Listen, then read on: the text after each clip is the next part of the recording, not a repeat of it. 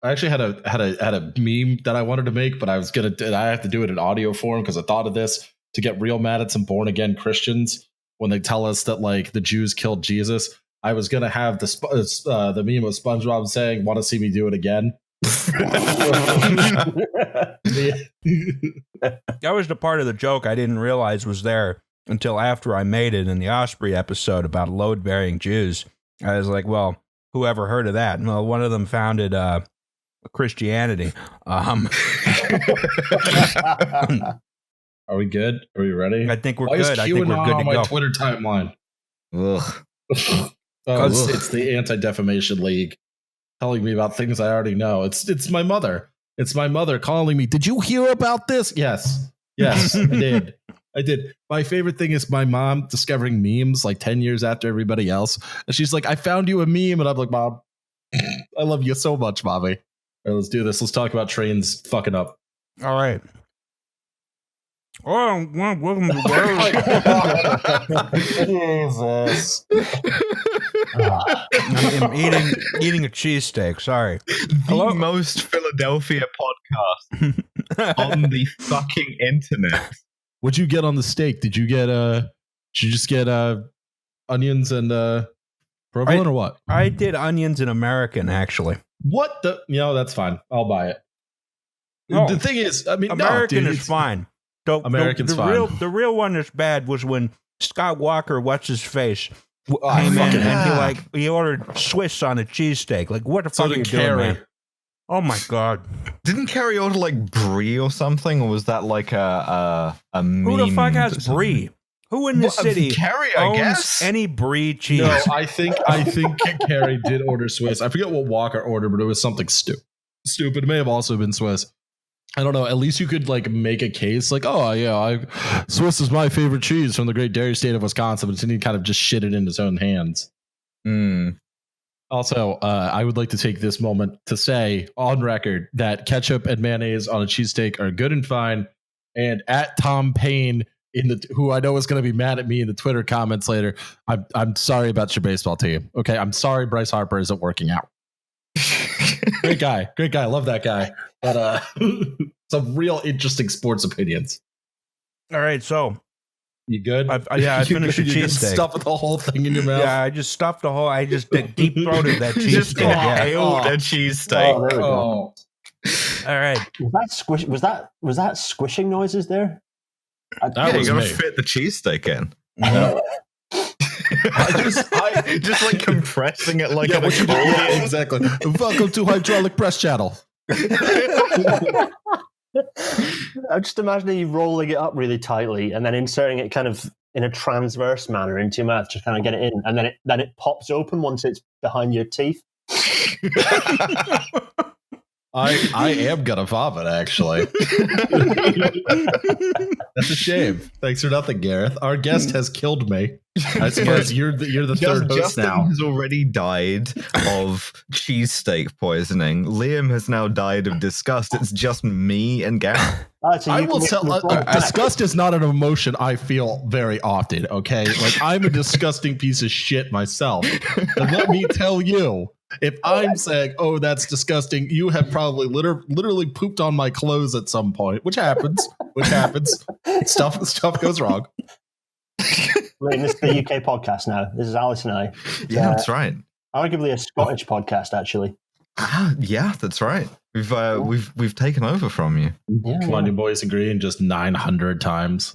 Oh fuck! I should have a drop for that. Actually, I do have a drop for that. Yeah. So, scrolling. Yeah, welcome to Well, There's Your Problem, the podcast about engineering disasters with slides. Yes.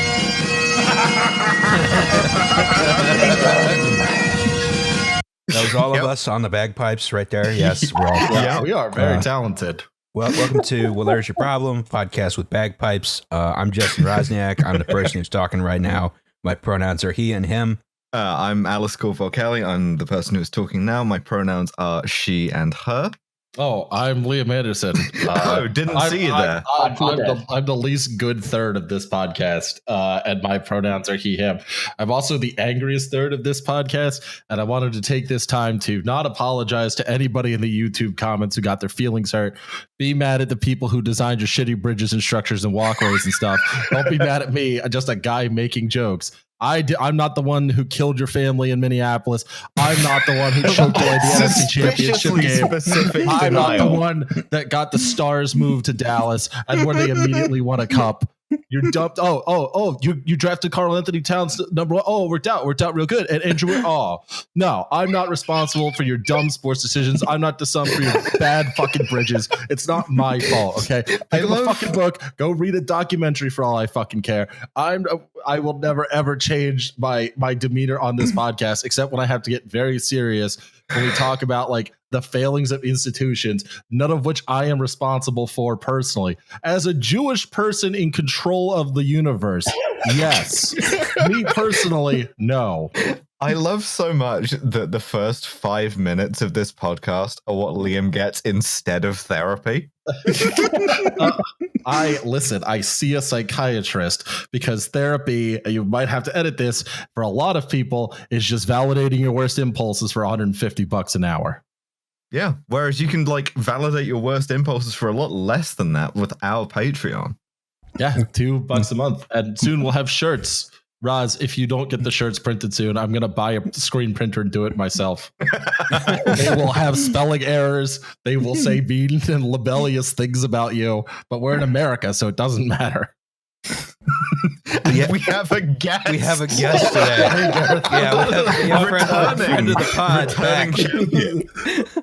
I was just waiting for that to be the next bonus episode on therapy. Hi, I'm Gareth Dennis. I'm a rail engineer, and my pronouns are he and him. All right, we've done it. We've done introductions. We've only been recording for 9 minutes.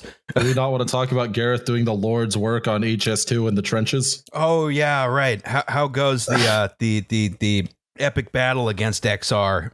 Oh God! Well, did you see that they recently announced that they're not socialist? That was a really good one. Yeah, they did a Twitter and they said, we condemn. We do not. It was like we condemn or we don't agree with this placard, and it was something fairly like inane, saying with like. If you have a bit of socialism, there's a chance you might save the planet. And they were like, no, we condemn this. No. Yeah. And what they did, Extinction Rebellion, what they said was, we have faith in the people, which is not socialism, and we think that we should determine policy by sortition, which they use. And this was their example to do jury service already, a thing that famously works very well. Produces no inequalities. The thing is, they saw like the Conservative Party has a tree in their logo, and they're like, "That's us. We're Tories." Yeah. Because like the last big thing that happened was Chris Packham, famous for something. He got a court case which he lost, but the fact that he lost it is now being used by the government as precedent to support their like 4,000 miles of tarmac stupid road building program. So that isn't praxis. The opposite. It's bad. Awesome. We're doing the same thing in Pennsylvania, where our traffic engineers just get people killed sort of as a hobby. And it's just like, and hear me out, bring back the fucking trolleys. Said run the Pennsylvanian more than once a day. I don't understand that. I want to go to Pittsburgh. Like, let me fucking go to Pittsburgh. What? Oh, also, our new Patreon tier, I think, is obviously we become donors and take over Amtrak from the inside. Yes. And okay. So cool. We're on the same board. Yeah. All right, let's talk about trains and shit. We become a train company is what happens. And speaking of trains, what you might see on the screen in front of you is a train, right? Yep. But it's kind of gotten all smashed up in several ways. Is it supposed to look like that? I do see the guy in the top right wearing a safety high-vis, though, so this is fine. Everything's going to plan. It's a good point. I can't see his face, but just based on his body language, I just imagine him kind of like hands down at his sides, just totally defeated, looking around, like wondering when lunch is, wondering who's going to clean this up. Just like, want my mediocre cold sausage. It's the posture of a man who is looking at those rails and is like, someone's gonna have to like fucking replace those. I don't want to set the tone too early, but I reckon that guy was just like a hedge trimmer guy. He seems to have like the mask over his face, and he's looking down because he's just holding a hedge trimmer, and he's almost oblivious. That's sort of the I gotta go to work. Gotta do my job. Yeah, These hedges ain't trimming themselves, baby boys. Gotta trim the hedges, derailment or no. No, but what we're going to talk about today is the Great Heck derailment of 2002, right?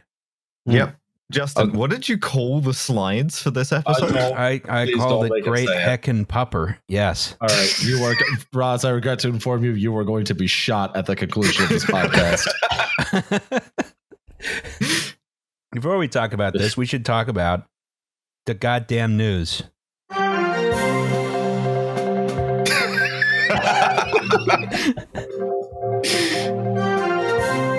Joe Kennedy III lost. Yes. Ed Markey is taking the Democratic Party back into the left. Oh, I'm sorry. Was that too soon? You know what the shitty thing about the Kennedy assassination was, beyond sort of the death of innocence for an entire country, was that it was my dad's 17th birthday. And really just ruined his party. Every so often he'll bring up like that his birthday was ruined. He'll just be like, tragedy for the nation, and just like, and he had the audacity to get himself killed. And I just like, I don't think that's, you know what? Sure. One of the worst crimes the CIA has committed, ruining your dad's birthday. He doesn't get, those bastards. Didn't your dad try and get like a freedom of information request about everything they had on him, and they just delivered like boxes and boxes and shit or something? Oh no, it's a Privacy Act request. Oh yeah, it was a biggin. The statute of limitations long since being expired. My dad, and actually I'm going to tell the story because my dad can't get mad at me because he's not a practicing lawyer anymore. So my dad, many years ago, was at the White House protesting the United States and Vietnam. And there's a picture of him, which if I can find it, I will upload, of him holding the NLF flag in front of the White House. That rules. Right before he got detained. All right. So R.I.P. the Kennedys.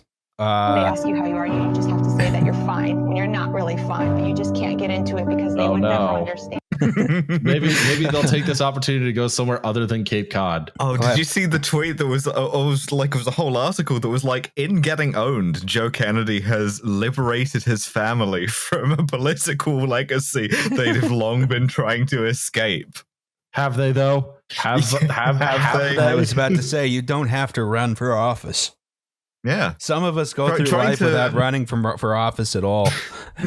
Trying to escape my political legacy by ducking through the kitchen at the Roosevelt Hotel. Hey, Roz is a fucking hypocrite here. You ran for office. I also won that office. Yes, I am a Democratic committee person Justin for the 26th ward. Kennedy. I think that expires this year because it's kind of a meaningless position. Congratulations on your precinct captaincy. Oh, I'm not that high up.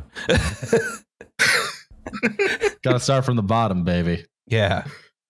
What you've got is you've got the like politics level 1 job from The Sims where it's like ballot stuffer. Mm-hmm. Man, I miss good Maxis. Yeah. All right. In other news. Gay train. There's a gay train now. Yes. I don't know anything about this. Garrett told me to put this in there. Yeah. I told you to put this in. Yeah. Lots of people who have opinions are very angry because a train that was going to get new stickers put on it anyway, got new stickers put on it that are colourful and mean things to people who aren't right wing.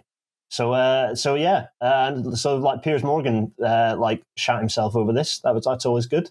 Mm-hmm. that's Julia funny. Hartley Brewer was the other one. Although unusually, she backpedaled on this. She which went is real not quick too. Yeah, she's normally kind of like one of these like right-wing rabble rousers, and like within a few minutes of like kind of like sticking her like finger in the hornet's nest of railway Twitter, she was like, well, I don't actually mind that the train is gay. I just think that it's, you know, is this a good use of resources? And, you know, got owned some more.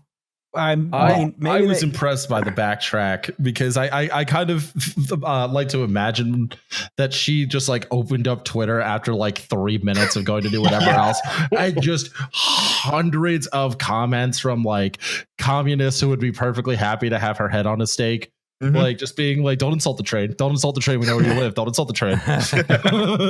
my favorite energy in this, and for fear of being a bit too solemn, is when the like fairly like middle of the road train spotters are like, fuck you, LGBTQ plus rights are good. I'm like, yeah, you go. Totally like Anaraki person stood on the end of a platform. Yeah. We got the nerds. We got the people who stand way too close to level crossings with DSLRs. We got them on side. And the other thing is that they're the train operator Avanti is doing a competition to name this gay train right now. So if you want, you can go onto their website and you can suggest a name for this train. Yeah. I've been pushing the idea of progress because, you know, reasons. But there are lots of nice ideas. It's been great. It's actually a positive thing. It's just like good news, but also making Piers Morgan angry is also good. So yeah, the name I suggested for the record was Roger Puta, who was this American railroad photographer. Since, you know, gay and also, you know, railroads. Yes, and I thought it was a nice idea. So we'll see what they decide. And in the meantime, here is to triggering the libs, I suppose. Maybe they could moderate their position and they could do another wrap of the train that has like, I don't know, like the Bush camo cans with like the, you know, the bright orange that, like, hunting train.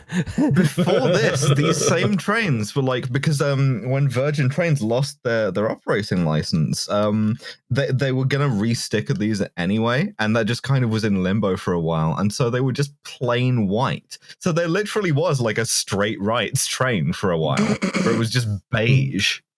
Yeah, full like white cis train just bouncing around. Mm-hmm. What's really so another good thing is these are Class 390 Pendolinos, don't you know? And the nickname of these, which is officially in my Encyclopedia of Railway chat, which is behind me on my bookshelf, they're called Bendy Dildos. Because these are tilting trains, so these were the successor to the APT. They're called articulating dildos, Gareth. Please, yeah. Be serious, please. Yeah, as a technical point. Yeah. So yeah, Benny Dildos got colour. Yeah. Nice. All right. So now that we've talked about trains, we have to talk about trains. This really just sums up the podcast, doesn't it? Infinite loop, infinite loop, infinite loop. So now a couple of times on this podcast, we've talked about the West Coast Main Line, right? And that's the one that sort of goes out of London and then it goes to Birmingham and then it goes around. It goes to what, Liverpool or Manchester? Maybe it goes straight through it goes up and then it goes to Glasgow, right? It is that curvy as well. Yes. Can confirm. I just saw that. So now, in addition to having a West Coast Main Line in England, in the United Kingdom, there is also an East Coast Main Line. Yeah, there's two coasts. Yeah, there's two coasts, in fact. England, notably not landlocked, actually. Mm. Oh, no? It's kind of an island, actually. Yeah, definitely. Yeah. Yeah, and so this one is the good one. This where is it's like built with such ideas as straight lines. Yes. Yeah, it's revolutionary. It's nice seeing York slap bang in the middle there. I'm waving. Oh yeah, this is the one I've been on, as opposed to this one, which I haven't. I have in fact been, at least as far as York. Anyway, so yeah, the East Coast Main Line had this revolutionary concept of straight lines, But it also went through places where people don't live, as opposed to the West Coast that's main how line. you can do the straight lines. You don't have to join up all of these like medieval towns. You can just be like, yeah, we're just gonna bore through this mountain and like just go to York in a straight line. It's also it's the flat bit too. The East Coast is flat. That makes life kind of easier for me as an alignment designer.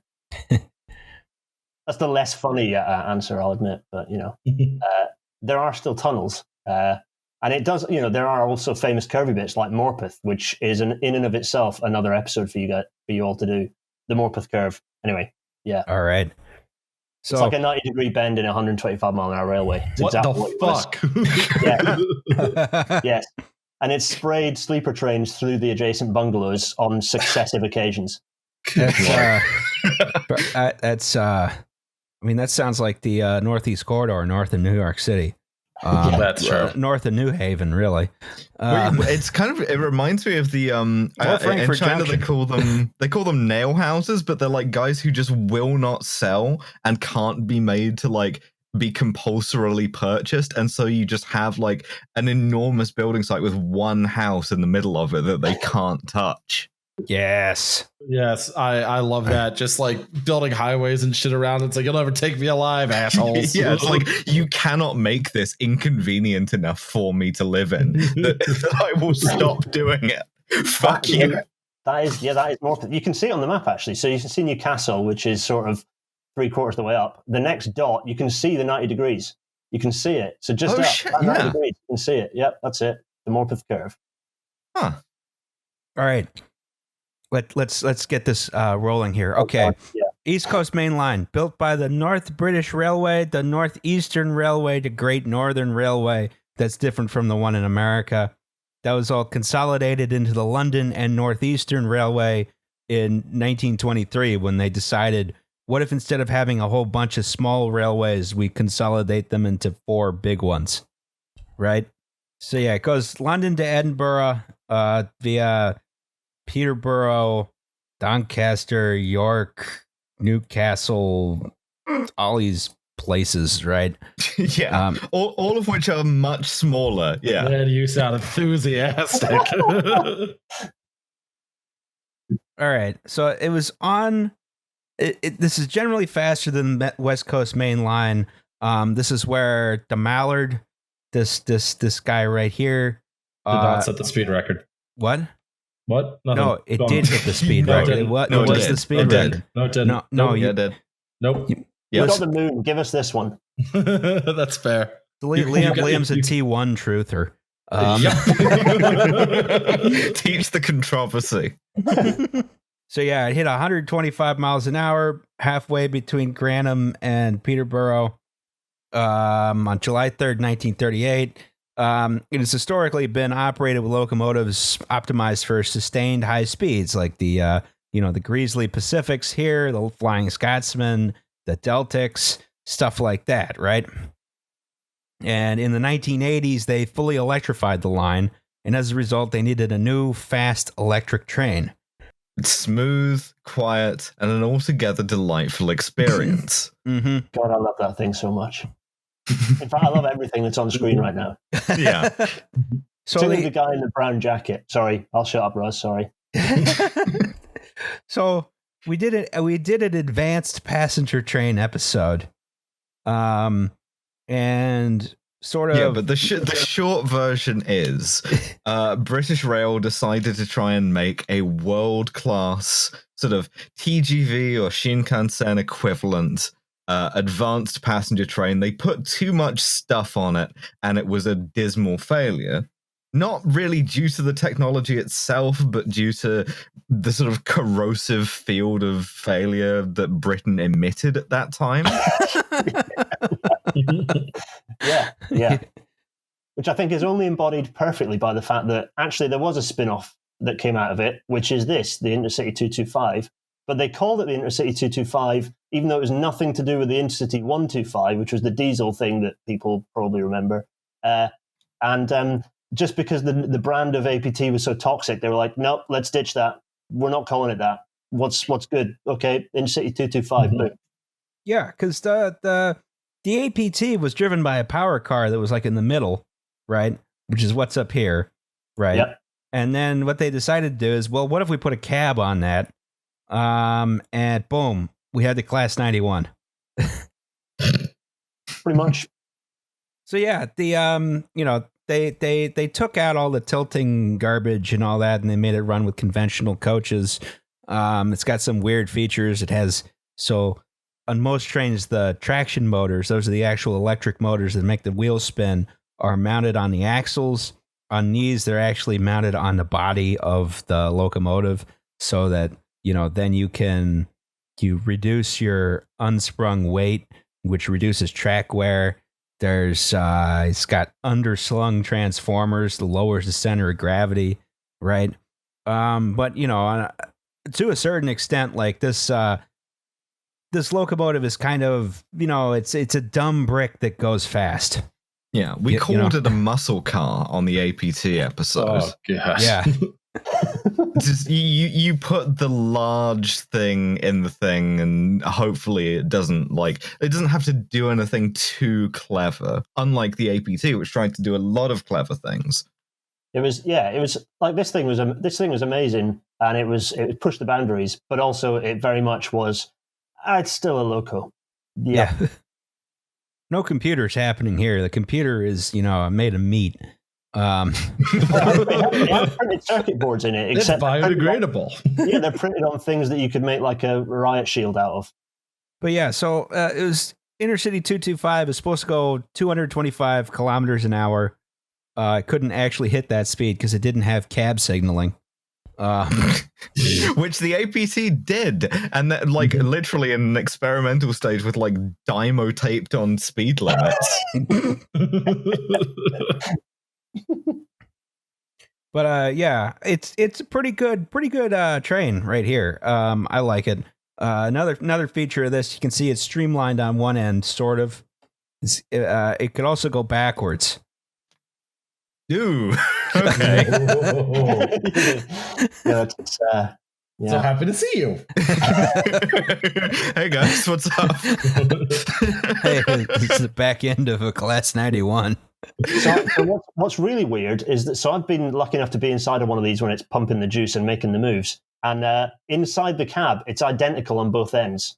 So you're actually in this cab on this blunt end, the number 2 cab as they call it. It looks identical. It's got like the tapered dash and everything, so that unions. I love that it's called the number 2 cab. They weren't lying. We're number 2. We're number 2.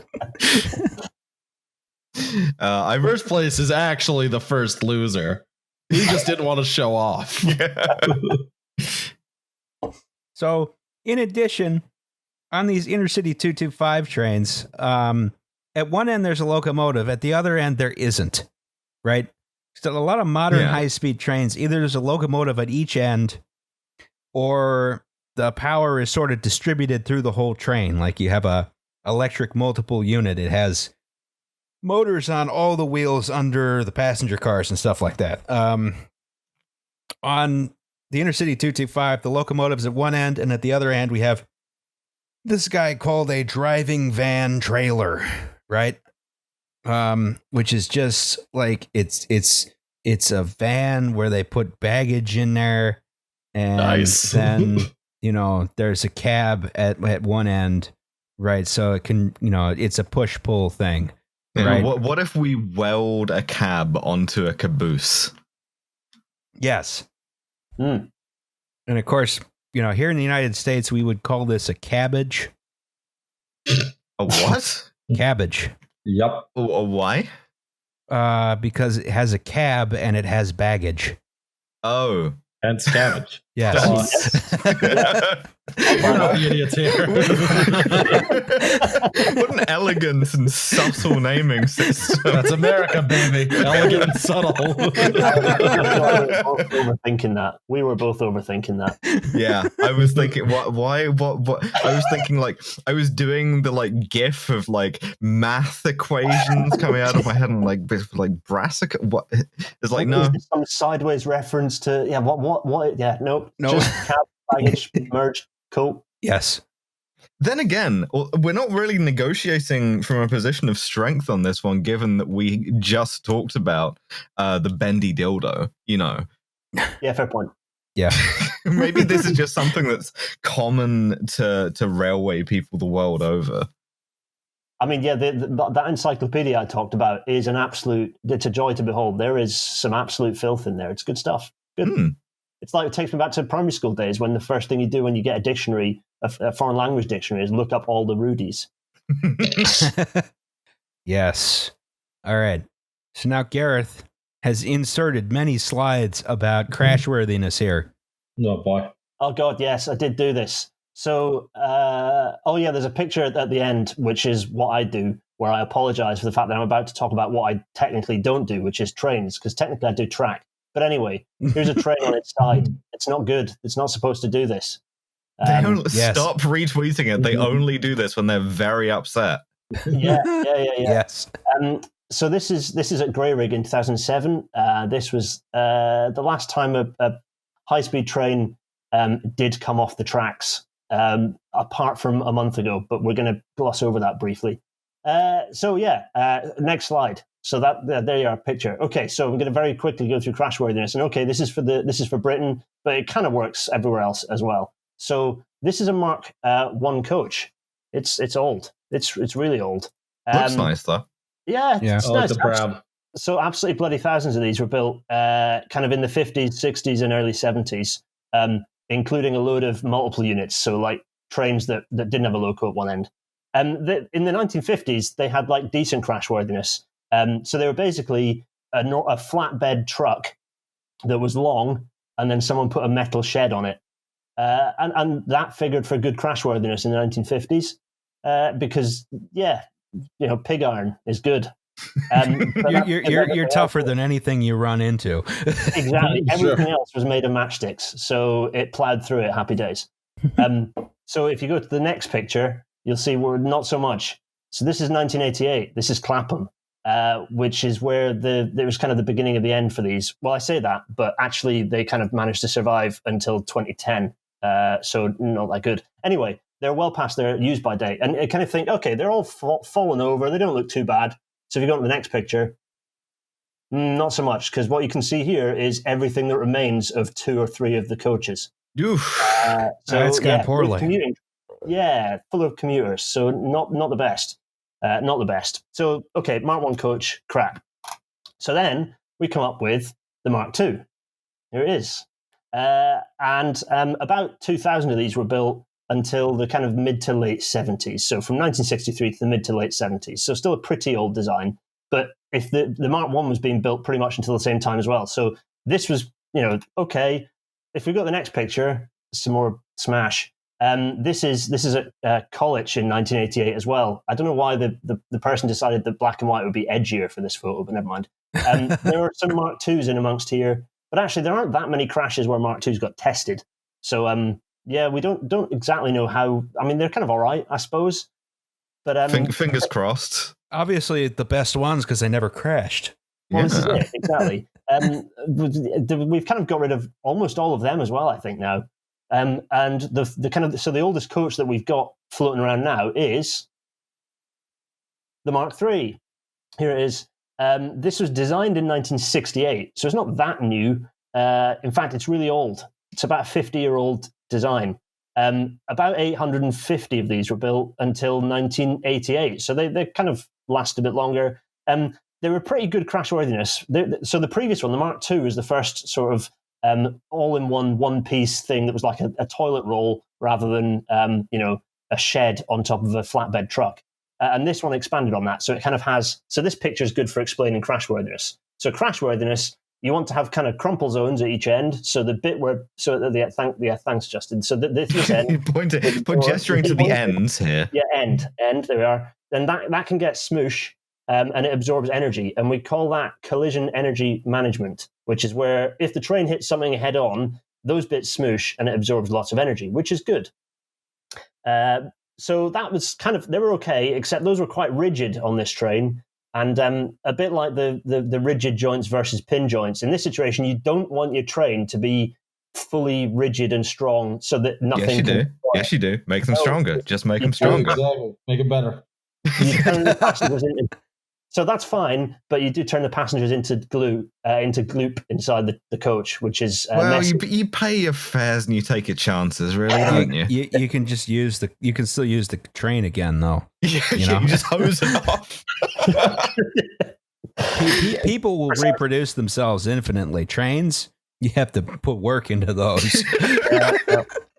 So, so these are okay when they kind of bump into something head on and stay on the track. But if you go to the next slide, again, problems. So this is where, and this is sort of a bit of a theme for today. I don't want to put any spoilers in, but this train was derailed by a Mazda, which the driver decided to commit suicide inside. And in doing so, killed 6 people on the train, including the driver. So as you can see from this picture and the next one, this is after Nerva in 2004, by the way. So the next picture, you can see that bad things have happened here. And these 2 pictures, one of them, the coach has folded in half. And the other one, it's been smashed to bits, probably by a bogie, which is one of the things that has the wheels attached to it that weigh quite a lot of tons. And these 2 features, so end-on strength is one thing, but these 2 features refer to things like rollover strength, so how strong your train is when it's not going in the direction it's supposed to. And this is also impacted on by couplings, so the things that connect the train together, and how strong those are and how much those can survive in a crash kind of defines how much your train goes in all directions. And if it goes in all directions, these things can happen, which is bad, right? Because if you're sat in the chair in the middle of coach G, well, people, not great. You got folded in half. Yeah, you get folded in half. So those aren't good. So in the past, people always used to say, "Oh, the Mark III was really crashworthy," and people still try and say this now. But the thing is, it might have been crashworthy like 40 years ago, but it is not crashworthy now because we have trains that are better than that now. In fact, the bendy dildo that we were showing earlier is the one that that's it's pretty good crashworthiness. Anyway, so Mark III bad now. And then we get on to the Mark IV. Mark III bad, Mark IV good. Mark III bad, Mark IV good. The Mark IV, it's pretty good. It's this is the one that was developed entirely for the Intercity 225. So the train that was up top. This one's blue and red because privatization happened. But 300 of these were built, so not that many actually, and they were built until 1992. So still kind of old, but much newer than the Mark IIIs. If you go to the next slide. So there'd already been one derailment at Hatfield, just north of London. But actually, the coaches performed pretty well. The couplers performed pretty well, so they kind of kept the train in line. And actually, the bad stuff happened when one of the coaches hit an OLE mast, but that's at the back there. We don't want to. Let's not worry too much about that at this point. Okay, weird bit of trivia. I hope I'm not going to spoil this bit of trivia for anyone else who's going to say it. But this loco that you can see here is the same one that's involved in today's actual crash. So cursed locomotive. Haunted. Yes, haunted train. Yes. So if we go to the next one, the next slide, I think. Yeah. So we have. So this is then the future-ish. Actually, this is now quite an old train as well. But you can see that the train has survived quite a lot better. It's much more robust. It's the rollover strength is better. This derailed at pretty high speeds. I think it was about 95 miles an hour that it came off. So pretty high speeds. And also you'll notice that the cab is in pretty decent shape despite having hit things. So generally, trains as they get newer, we understand how to disperse that energy better, which is good because then you don't either turn passengers into goo or fold them up. This is all too counterintuitive for me. I very much like the idea behind the Mark I of just make the thing stronger than the things around it. And then, easy peasy. That works up to the point where everything else around it gets stronger, which is a little bit what happens at Great Heck, actually. That's why you need to drive a sports utility train. Yes. Get the higher ride height, yeah. I don't know what the next slide actually is going to be because how have we weaved? Yes. So So I wasn't going to talk. I'm not going to talk anything about this other than climate change made this happen. But a lot of people. So this was an Intercity 125 with a bunch of Mark III coaches, and let's just say they did not perform well. at all. Next slide.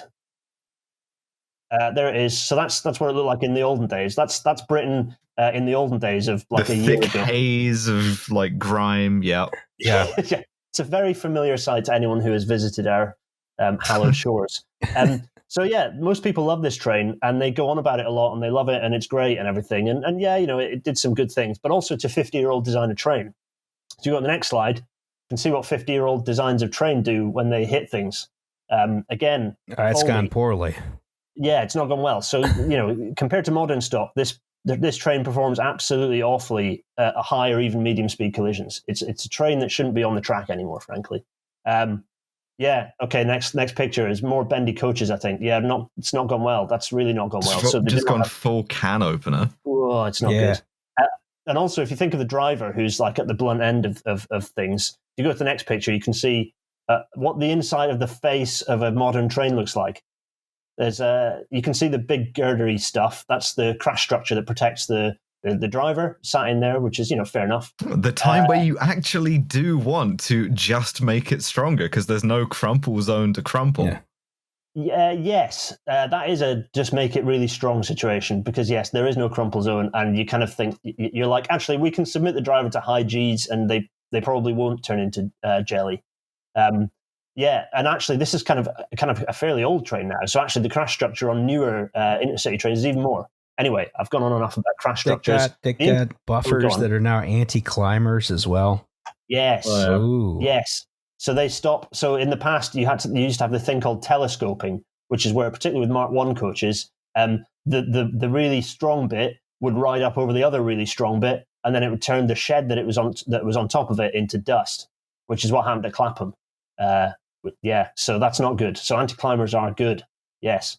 And as you can see in the next picture, the Intercity 125 doesn't have that crash structure. Here is a slice of one that was created by a freight train, and there is no crash structure at all. So not great. Got that Anyway. nice thick fiberglass, and then nothing. Yeah. Just absolutely nothing. So the point of all that was basically to talk about crashworthiness. So the Intercity 225, so the Class 91 and the DVT both have a pretty decent cab structure. I was going to put a video of that in the PowerPoint, but actually I already broke your PowerPoint, so it's a good job I didn't put a video in it. Yes. I mean, the PowerPoint's still working, so yeah, it's fine. It is working. It's working. It just doesn't work on Google.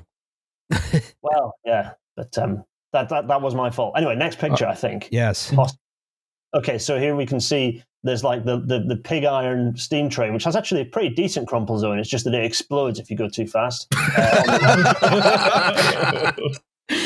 And then on the other side is the Intercity 125 with Mark III coaches that aren't great, and a cab structure that doesn't exist. Then you've got the Intercity 225 that's here, that's looking very nice. And then you've got the modern replacement, which is okay. It's a bit plasticky, but it's it's the future and stuff. And that has an excellent crash worthiness, apart from when it derailed really slowly near Leeds, and all the coaches went everywhere, and we're still investigating that, and it's actually really scary. Let's move on. All right. It's one of the things after they moved away from steam locomotives, a lot of crews, at least on American trains, would refuse to run the diesel locomotive short hood forward because they wanted that extra in front of them. Yeah, I'm gonna go grab an extra beer. I'll be right back, and then we'll talk about this. We get to look at some lovely freight locomotives here. Wow. There they are with the big yeoman logo in the middle. That's yeah, because like you get this weird collection of liveries where bits of like rail freight become privatized and then reprivatized and then reprivatized. So like it starts out as what, EWS in a nice red livery. I think even before that, this was like in the like everyone says privatization thinks of it as one big hit, right? But actually bits of private operation were happening for years before, like even in the late 80s. So like Foster Yeoman, I think they were running around with British on British Rail tracks, but with their own trains. I'm stealing Justin's bit here, aren't I? Anyway, yes, Yeah. I'm back. How did you do this? All right, so we have to talk about what is the Class 66, right? Yeah. Okay, so Which one of these is it? You It's- even took a it's break, this so one. you have a name that Pokemon thing. it's this one, yes. That's Pikachu.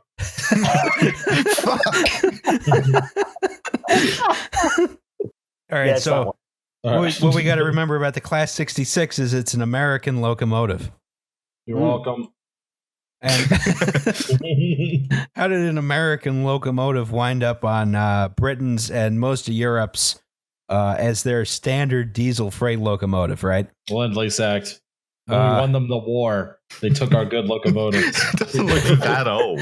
Shut up.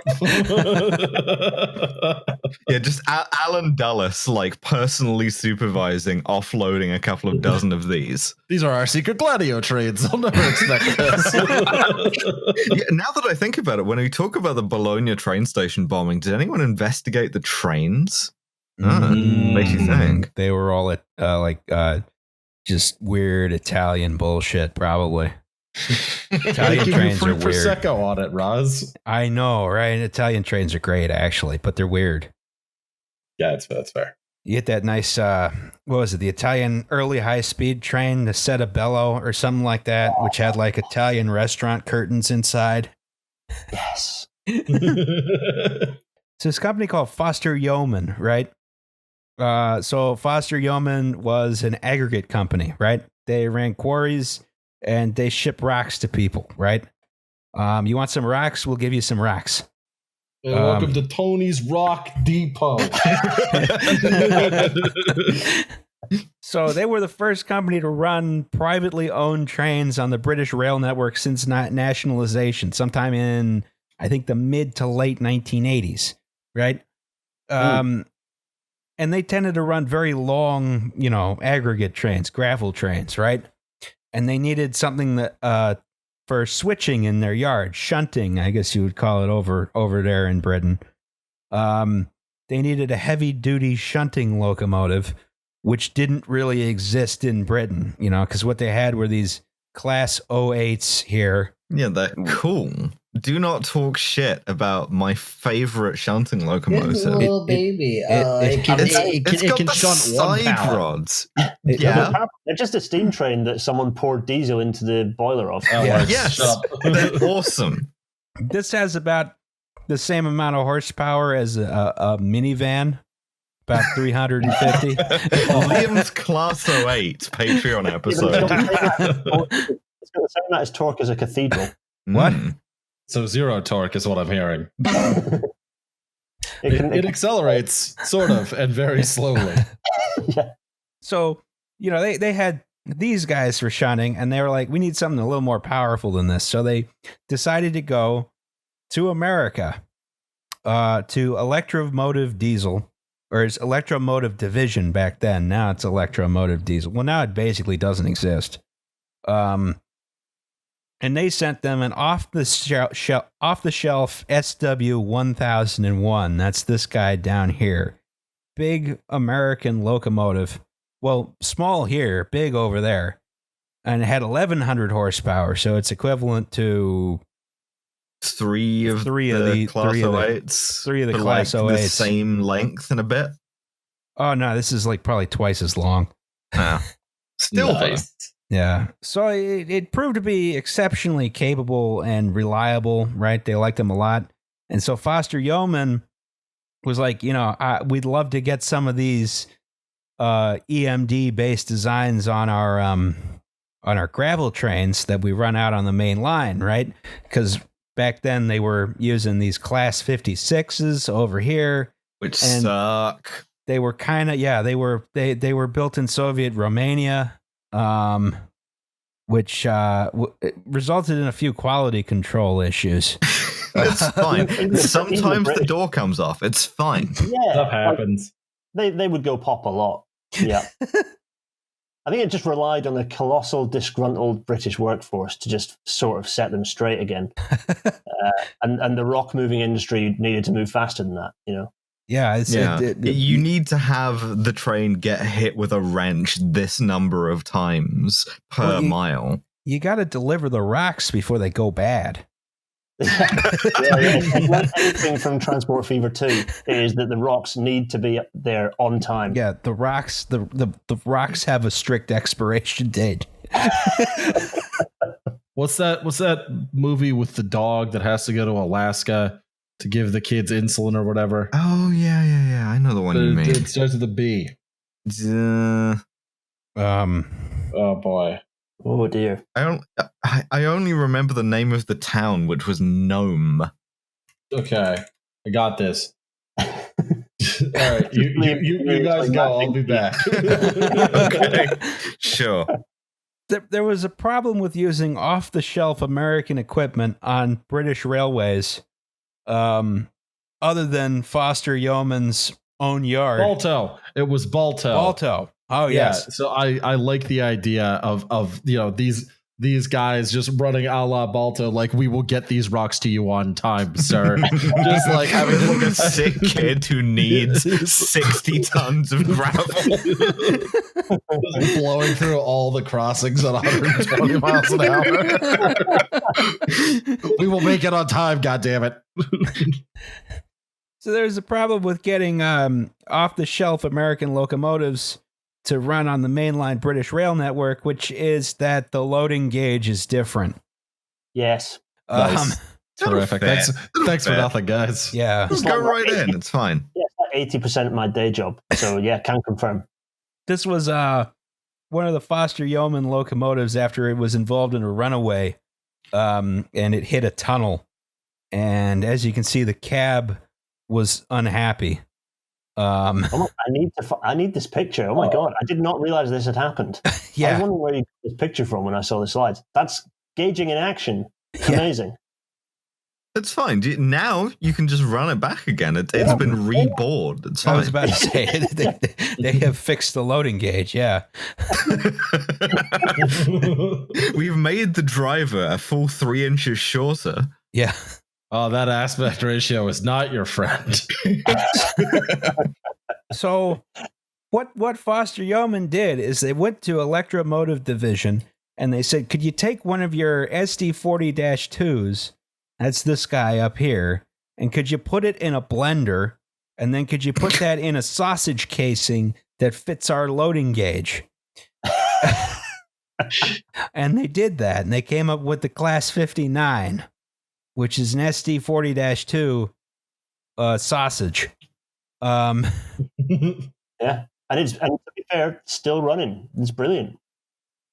Yeah, they called them the Red Death because when they started introducing them with like the red livery that the first ones came in, they just displaced a bunch of like bizarre British like experiments that train spotters were very fond of, and became this kind of like uniform cargo thing. You're welcome. Yeah, like 20 different trains with a fleet size of like 17 that were all developed in modernization in the 50s in a shambles. Yeah. Yeah, and all you needed was an SD40-2. Yeah, you're welcome. We saved you from yourselves, really. It wasn't a happy time. So later on, they took this same shell, they replaced the 645 prime mover with a 710 prime mover. That's 710 cubic centimeters per cylinder. And that was the Class 66, which looks identical otherwise. Very reliable. A lot of the crews hate them because they're loud, and they're hot as well. The Associated Society of Locomotive Engineers and Firemen threatened to ban their members from operating the locomotives in summer back in 2007. But I guess they must have put in a window air conditioner or something, because that labor action didn't happen. You got to put in the thing that they put in Soviet attack helicopters, where there's just a little desk fan. We were on the porch at one point a couple weeks ago, and a guy drove by with his super sweet van that he had hooked a window unit up to the back of. I was just like, a man of genius and taste. Yeah, that's incredible. This is the shit I want. All right, so now we've talked a lot about trains. We have to talk about a car.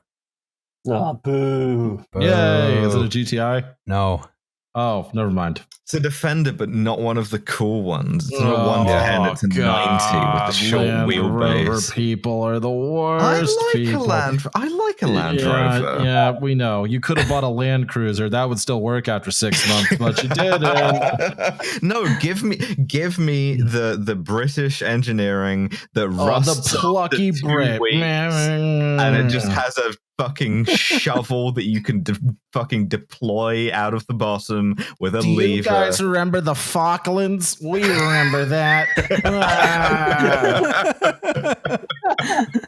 It's not a real Land Rover if it doesn't have moss forming a large part of the structural members. Yes. The doors fall off for weight reduction, but not on purpose. Oh, and pictured in that beautiful county blue. I even remember the name of the color shade. Wow. So- Wow, that is...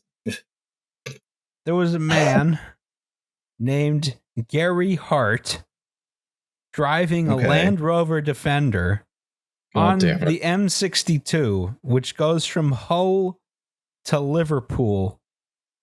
He was going towards Hull. He was driving his Land Rover Defender with a trailer which had a Renault Savannah on it. Why? Oh, 'Cause I had to move his Renault Savannah. Actually, to be fair, I've always desperately wanted a Renault Savannah. what? How do you look at those two cars and are like, yes, the one that I want? Do you know who I trust? It's the French. It is the French. Yeah, I know. It's always going to smell like diesel. One seat will be missing It's gonna seemingly have- for no reason. Yeah, the there's engine gonna be will a go weird on light strike. that goes It'll on. throw a rod. I You don't have to care. like look it up in the manual, and it'll be like, the fucking like bizarre, like idiosyncratic pneumatic suspension system has fucked up somehow, and just like one side of your car has like dropped at a 20-degree angle. Oh, I saw someone do that the other day outside the Philly Zoo in their Mercedes S-Class. The front part of the suspension had clearly just collapsed. Yeah. And what had clearly happened before that is that he had lowered the Mercedes suspension, the incredibly delicate and complex self-leveling Mercedes suspension. And I just thought, see, that's the Germans making everything needlessly technical and complex. You know who wouldn't do that to you? The French. It doesn't work, but it's not the suspension's fault. They also make their gearboxes out of straw. Oh yeah. You open the manual to page 97 because you've thrown a rod and it just says "fuck you, pussy." Can I talk about how much I hate the new Defender, by the way?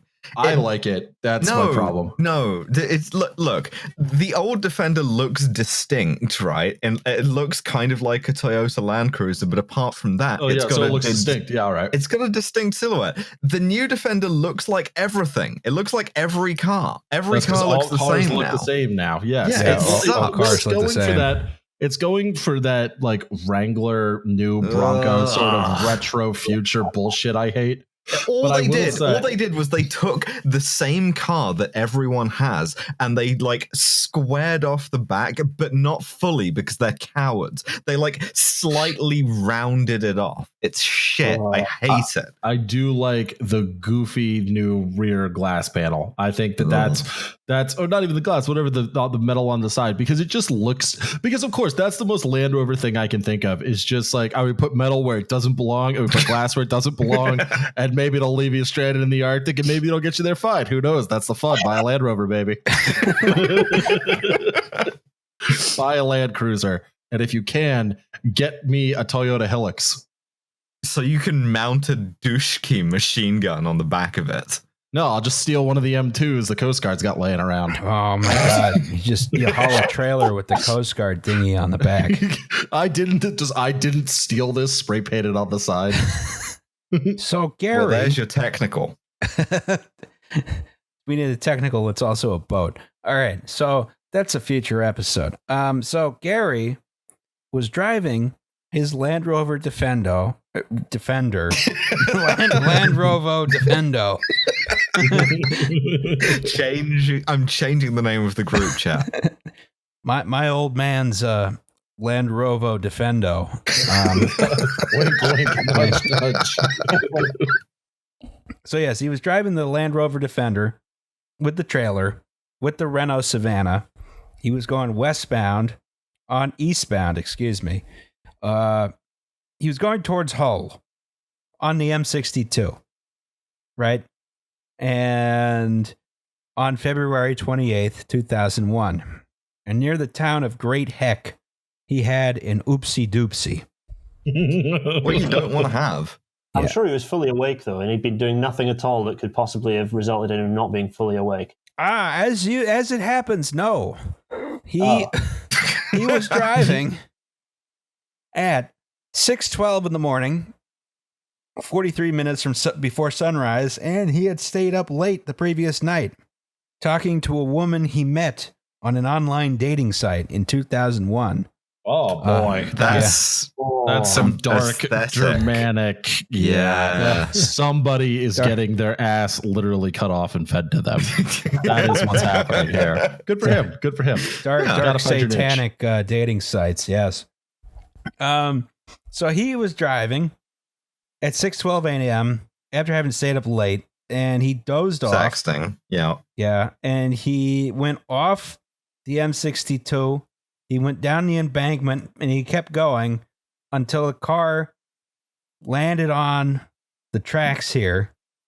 And he missed like a guardrail by like 30 feet.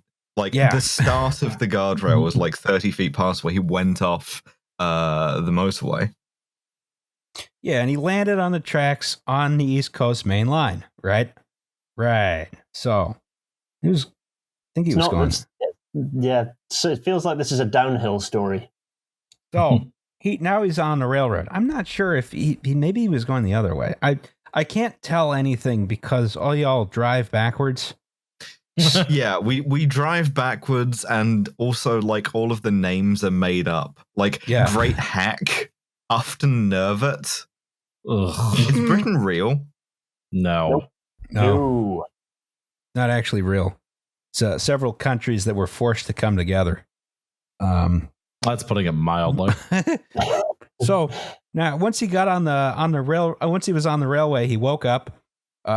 He tried to reverse off the railroad tracks. He realized he couldn't do it. The Land Rover Defender apparently does not have that much ground clearance. Just turn the diff lock on. So he telephoned the emergency services and got out of the car.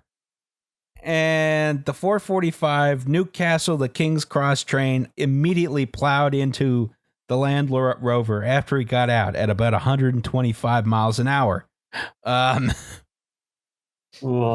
hits the driving van trailer was going at the front of the train, so that hits first.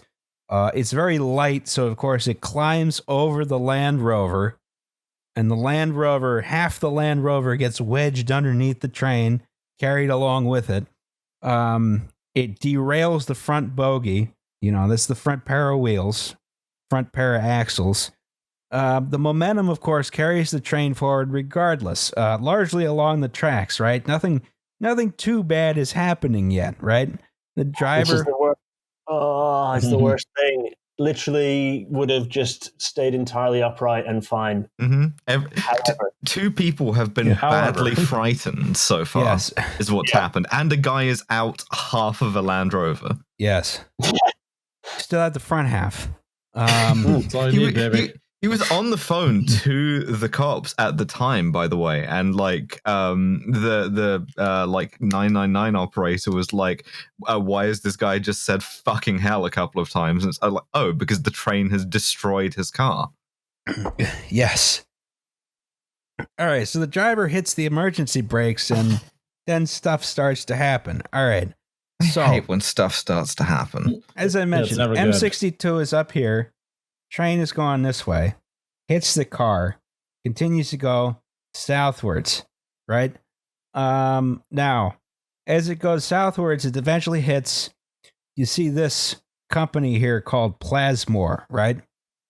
That sounds nefarious. They make concrete. Yeah, they make precast concrete, right? You know, that's whatever. Precast concrete, you know, maybe you... Yeah, but it sounds like a She-Ra villain. So have you ever done train travel in the United States?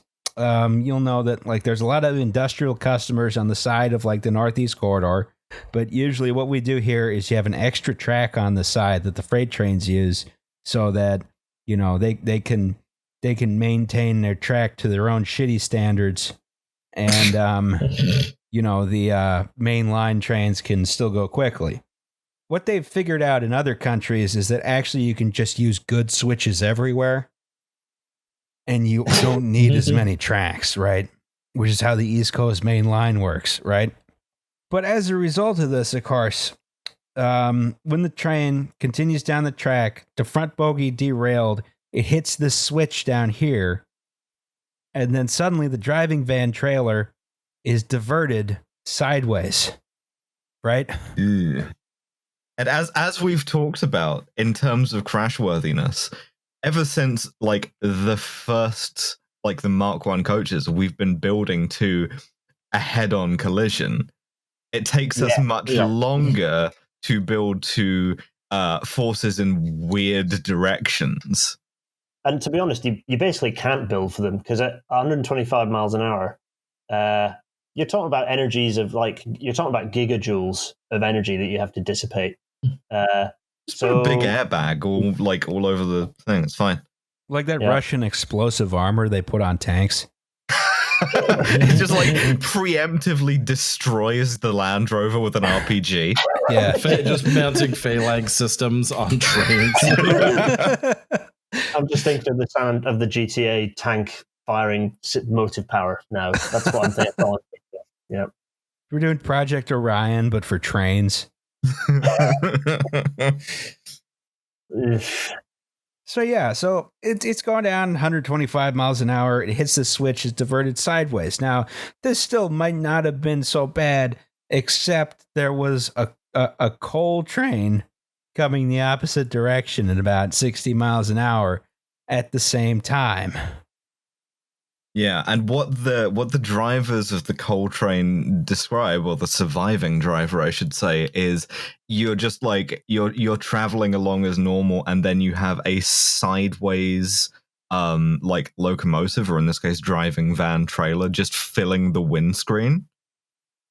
Oh no, thank you. Yeah, just like coming towards you like broadside. Yeah, you suddenly get a face full of train. Yeah. So the train catches the switch. You can sort of see here how like there's flange marks on the ties where it hit. It got shoved over this way. This is in figure 6 here. Just rammed into a class 66 coming the opposite direction. There's a combined impact speed of 142 miles an hour. Because the passenger train was going 88 miles an hour, the coal train was going 54. And 142 miles an hour is not a speed you want to come to a sudden stop. No. Yeah. Putting it mildly. So all hell breaks loose, right? And the passenger cars pile up on top of each other. They overturn. The driving van trailer is essentially destroyed, rendered unto its constituent atoms. The coal train locomotive, the Class 66, flies off its bogies, winds up on a ditch next to the tracks. It's it's a train wreck, right? Literally, yeah. You can see. I mean, the DVT. I don't know if there's any better word than utterly eviscerated. So the cab. We were talking about that cab structure, which it did have. Alice, you did point out cab structure is good, except that the entire cab structure, essentially as a single piece, was shot off the train by the collision with the 66 and landed elsewhere. Just inadvertently, you've crafted a sort of ejection capsule that does not contain any of the stuff that you want to eject. I was about to say, it seems to have not quite protected the driver, who of course died. Yeah, like extremely. Yeah, it's real bad. And I mean, you can you can see it just like it perverse to say that it could have been worse, right? But the way it kind of clips the side of the Class 66 and it just like takes out a corner of it rather than like head on. I was about to say, this thing seems to have fared pretty well. The big old heavy lump. I suppose, yeah, the DVT, I mean, it's one of those things, the DVT being as disintegrated as it was, absorbed a hell of a lot of energy out of the collision. So actually did reduce the impact on the following coaches. Yeah. It's one of those things like so it's one of those things whenever I do a design, I'm doing designs for trains passing with a closing speed of 250 miles an hour and a distance of 10 centimeters of like 4 inches is fine. That's fine. Trains pass each other with that clearance hundreds of times a day in the UK. And it's just like this pile of happened, all of the circumstances lining up in this one. It's still, I read this report again before this, and I know this accident very well, and it doesn't make it any less like, that everything just lined up. The position of that bridge as well. There was a bridge right over the point where they collided, which then did smashy on other coaches, ripped roofs off and things as well. Just everything lined up wrong. Bad. Yep. Couple more pictures here. You can sort of see how the Class 91 came down, and you can see the driving van trailer is a pile of nothing. One of the coaches managed to go further than the driving van trailer. Yeah, just kind of being it's like that fantasy of being thrown clear of the accident, right? Yeah.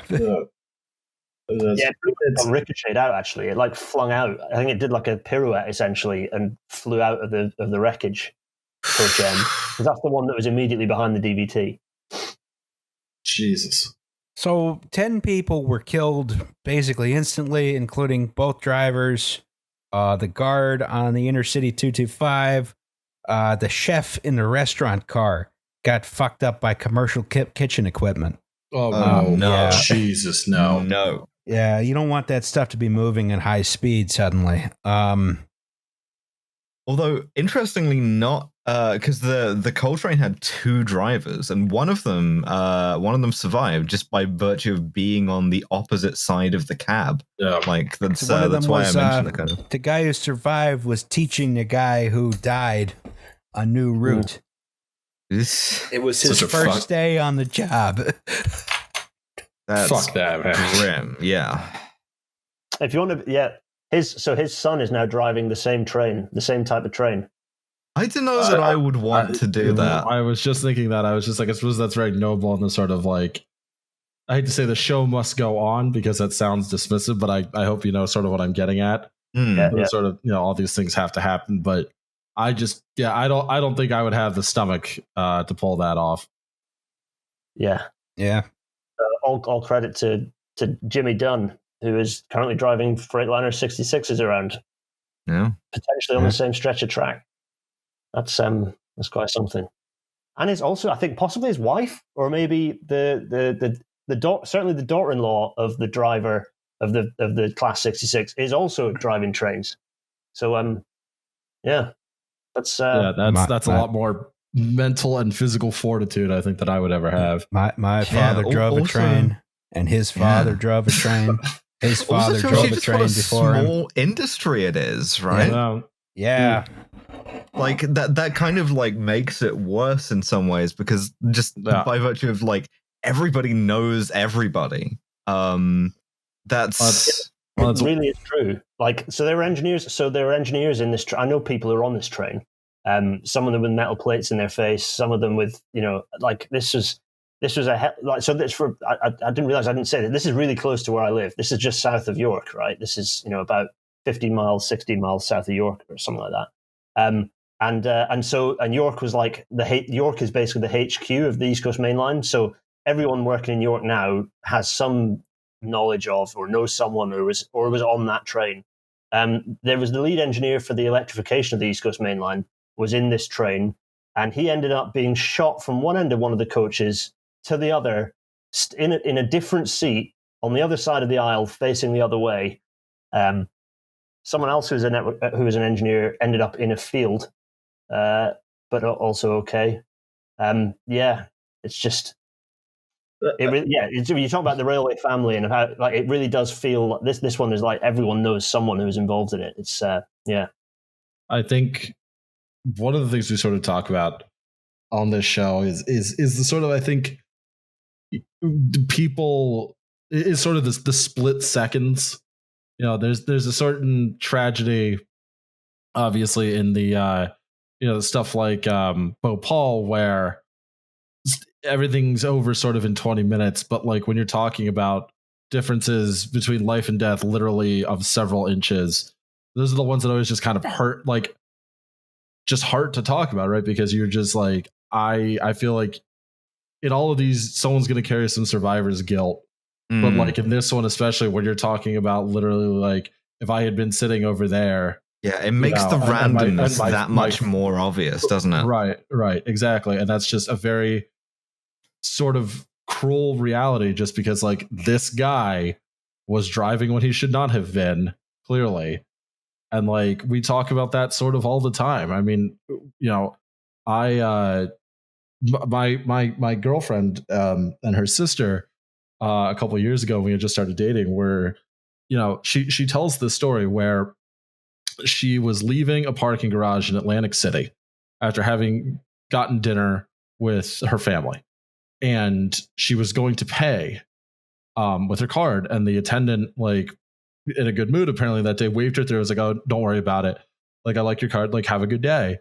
And then seconds after that, she was taking a right onto a one-way, which she was supposed to do, and this drunk driver coming the other way slammed into them, very nearly could have killed them. I mean, the guy was shitty drunk.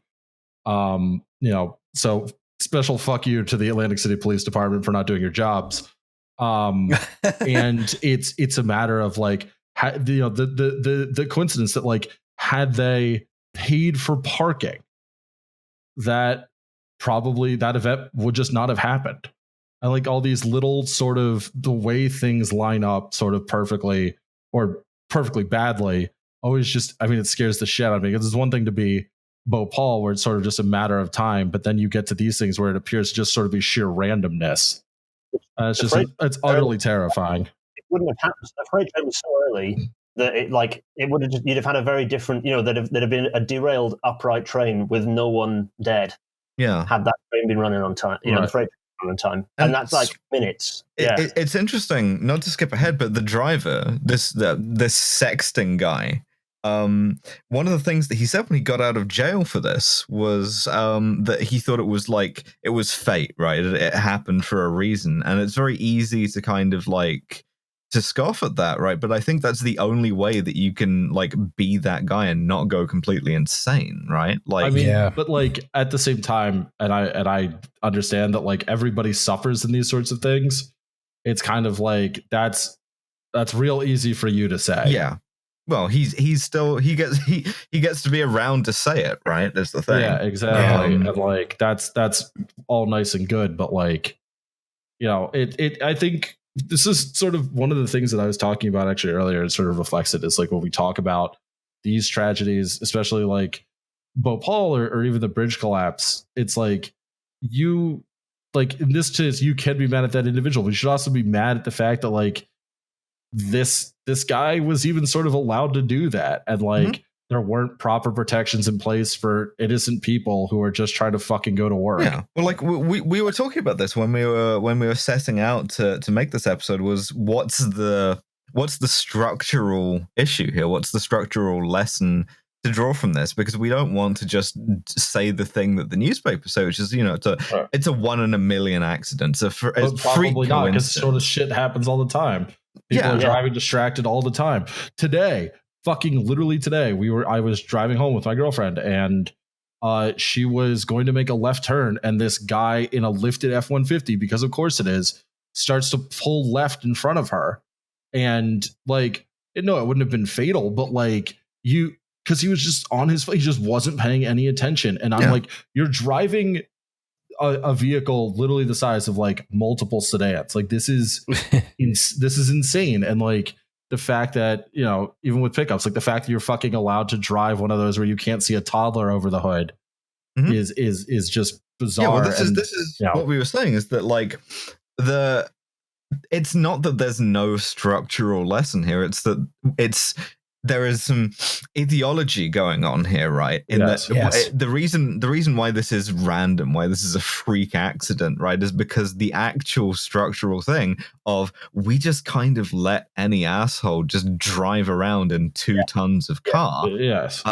It is like, that's so ingrained that we're not going to confront. And it's an attack on your freedom if you're not allowed to do it. Never mind the fact that it's not enshrined anywhere. You're not legally, there's no Second Amendment like for owning a car. A desultory test like a couple of like decades before. And be half awake, and nobody's like, there's no enforcement mechanism to stop you. And you compare that with the level of training and the level of like oversight that's required to, say, drive a train, right? And it's night and day. And I think that's the other lesson here. That's the other thing that I wanted to pick out of this, is that like we talk a lot about safety measures. I'm minded particularly of on the Lake Pena episode, we talked about how safety measures in that case kind of just worked. This is kind of a corollary to that, and it's that it's risk management rather than risk elimination, right? Because we accept so much destruction and death from people driving. Like 2,000 people a year die in the UK on like as a result of a car crash, and 25,000 get seriously injured every year. Yeah, it's like 30,000 dead a year in the United States. We're not kidding about car bad. Is the thing. No, and I think that's sort of it. Is it like, and I understand that like I am a person who has driven like an asshole in the past, and I try to do that on roads where nobody is, but like, I'm not going to excuse my own behavior here. I would say that like, in Pennsylvania, you don't need, as far as I know, to like ever like pass another test when you get to be like, say, 60 years old. And my dad, thank God, sort of gave it up and realized that he shouldn't be driving. But, my mother's mother, before she died, sort of never did. And she was 92 years old. And it's just like, your body physically cannot react fast enough to the things that are going to be happening to you. Like, I can promise you they won't be. And we talk about, old people on the road or whatever. But I think that's it. Is there's just no meaningful sort of way to enforce this sort of thing, because you're going to be, pre-crime cops from Minority Report or whatever. But it's like, no, maybe we just shouldn't accept that like 30,000 people in the country need to die every year because we have to drive trucks fucking everywhere in the United States. As we have seen, the cops just kind of don't work. As a policy. I mean, they didn't fucking do anything for my girlfriend. Like the firefighters did. Shout out to the firefighters. Yes. But like, this is literally your one fucking job, and you can't even be bothered to do that. Yeah, well, a DUI is what, a misdemeanor in most states? Oh, it depends. I know people who had 4 DUIs and then they were allowed to get their license back. And like, I'm sorry, but after like DUI number 3, like maybe you should just be legally prohibited from ever owning a car again. Like, because clearly, I understand addiction, whatever, but like, no, at some point you're just an asshole.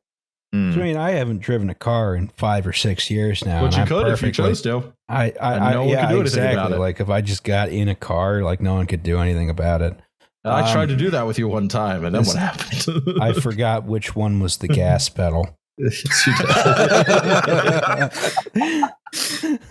I mean, the other thing that I wanted to draw out of this, like, I guess, safety management lesson is that the extent to which the railways did everything right. And it still sort of didn't matter. Exactly. Like, there is not really an identifiable failure on the railway's part, other than maybe like slightly older coaches than you would want. But even then, it's not still having a phalanx system on the train. Yeah, not having some kind of fucking like railgun system mounted forward to absolutely atomize anything that gets on the track. Yes. Barring that, what the fuck else were they going to do?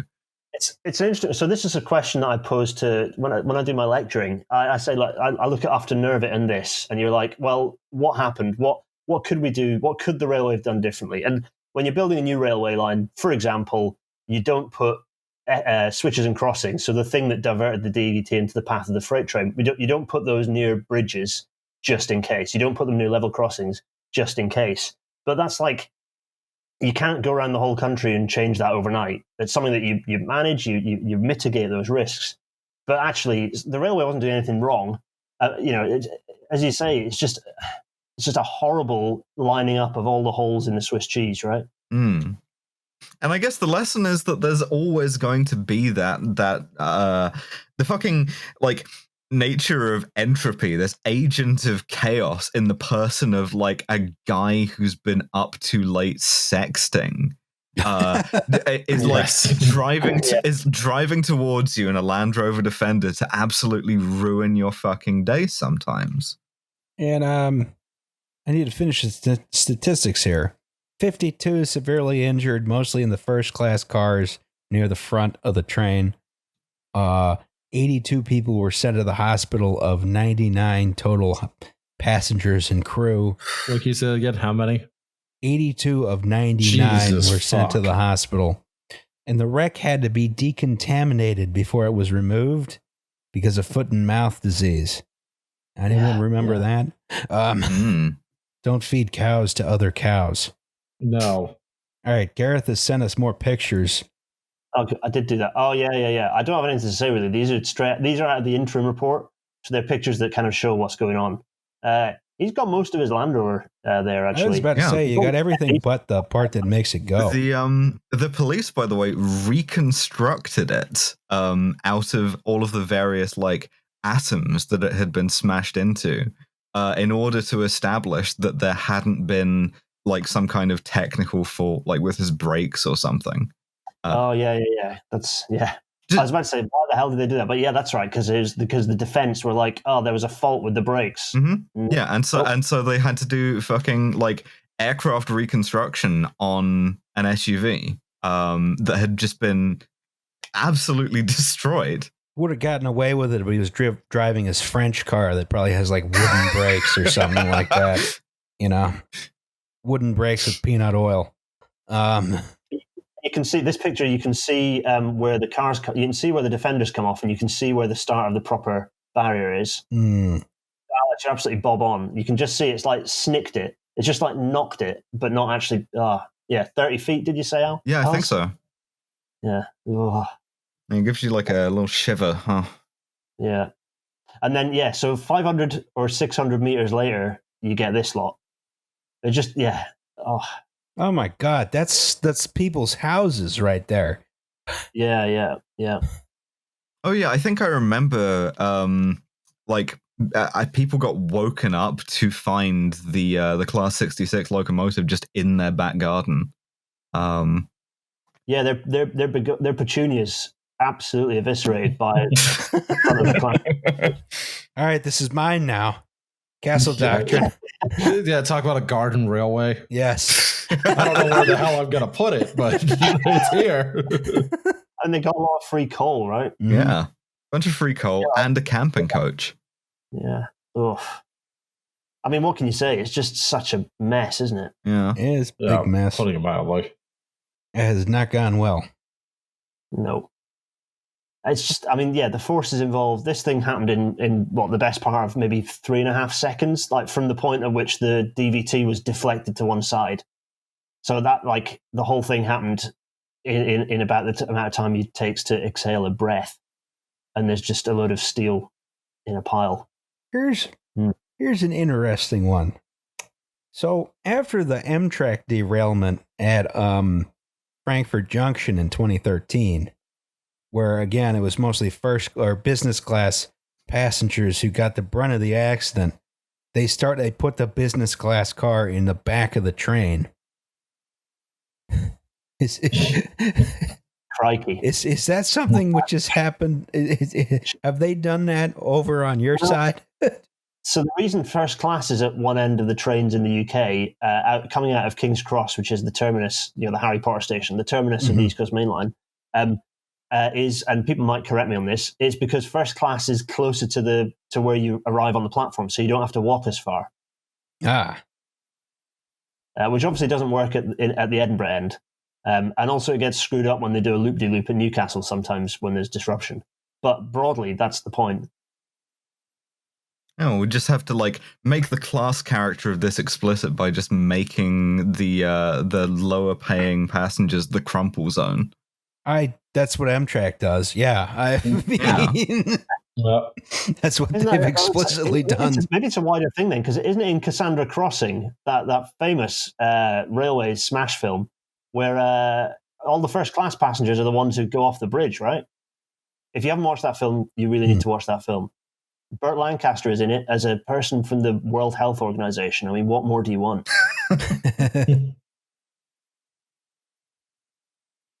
Yeah, you got a first class car pretty beat up right here. And this is where you see this. So this is the one that was at the front, and this is where you see actually fair play to the coach. It's survived. I mean, that's a class 66. It's smashed against there, and it's not done too badly out of it. Some of the glass is still intact. Yeah. Wow.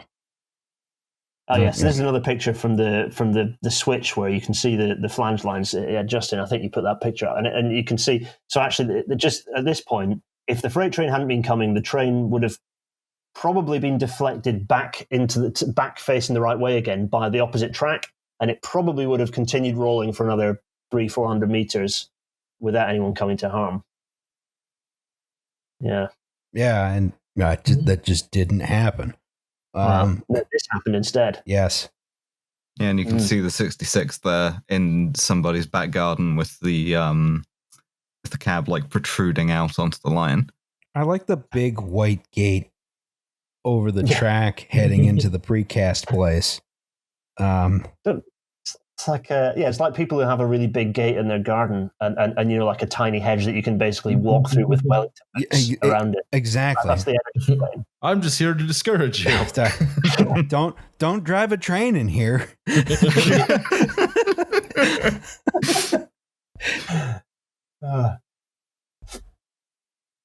Yeah. Oh, yeah, I put this one in as well. So I don't want to be too morbid about this, but I think it's worth. We were talking about fire crews earlier. I think you can see this one is just the guy at the bottom right hand corner just looks like he's being consoled by the guy in the middle. And I can't. So what was a train has been converted to basically a pile of twisted metal, and these people are the ones you have to come in and try and work out what's a human in amongst it. It's just Yep. So kudos to these people. All right, so this is the slide where I was going to say we should have the discussion we just had several slides ago. Wait, I fucked up the slide order. I'm sorry. But yeah. That's my fault. I threw too many slides out of the report at you. Yeah, this is bad. Why do people think that having millions of people with 2 tons and no way of controlling it other than holding a round thing is a good idea? It just feels like a bad idea to me. Mm-hmm. Personal responsibility. Don't we love it, folks? I was about to say, we all love personal responsibility. Everyone is qualified to drive. Well, listen, that driver went to jail for, I don't know, I think it was 5 years. So, justice was done and was seen to be done, and everything is fine now. Yes, nothing bad will happen ever again. There's no way to assign blame to that one person. Yeah. I don't know, he can probably get his license back by now. Probably. Yeah, that's true. It's not even like a huge invasion of personal liberty would happen if we just tighten things up a bit. I don't know, a test every 10 years, or maybe go full Finland, right? And make it. The Finns have the only sensible. No. Yeah, you have to pass a series of rally special stages and the moose test. Hope you brought a Saab, buddy. Oh wow, they don't have those anymore, so no one in Finland can drive anymore. Oh, it's a shame. These things are always dramatic. What would be nice is if the news reported on car crashes in the same way they reported on train crashes, right? Yeah, although instead you get the same thing happening in the opposite direction, where you just get normalization of stuff that should never be normalized. Happens with mass shootings, where it just kind of becomes like weather. Yeah, exactly. And like the only thing that happens is like it's like a blip on the radar, unless it's like whatever, a 40-car pileup, and it's just like we shouldn't fucking get to a point where there are 40-car pileups. Yeah.